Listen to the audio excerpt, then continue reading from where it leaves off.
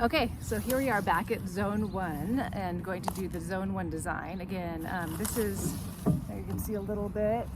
There's some stairs, there's a sign. This is where during the car show people do registration.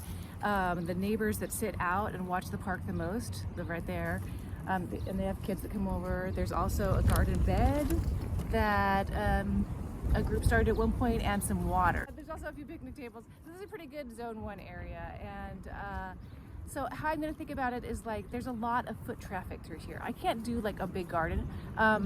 So I'm going to think about it as far as like the garden box that's already built. Maybe we could have some like Mediterranean herbs, some herbs that people can think of like as they're walking by on the trail, like, oh, I'll take home some sage or some rosemary, something like that, right? That's kind of like a Zone 1 thing. And then also up around this pavilion, there's some, anyway, there's some crepe myrtles that have been cut low. And I was thinking of going with that like hedgy theme, you know, kids will jump off of this pavilion, of course, but like, I had the idea to start with a Yapon holly. I'm not sure if I'm pronouncing that correctly.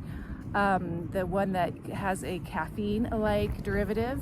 And then I thought, oh, well, there's a lot of shrubby stuff that actually can have some kind of like energy. So I'd like, you know, part of me is always kind of thinking like, well, in a collapse scenario, what would I want to have around? And so, you know, I think we could also maybe roll in some ephedra, like some more minty, quote unquote, and different things that look to the untrained eye like a nice green hedge, but could also have this extra benefit too.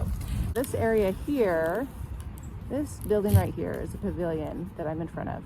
So when I blew this up, which I did, it also went into a puddle. It's under a lot of trees, and so I'll have to think about what I actually want mapped out as far as the design, you know, the garden bed design. Garden's over here, and so I'll need to know the measurements of that to know how many of the different Mediterranean herbs I can put in there with good placement.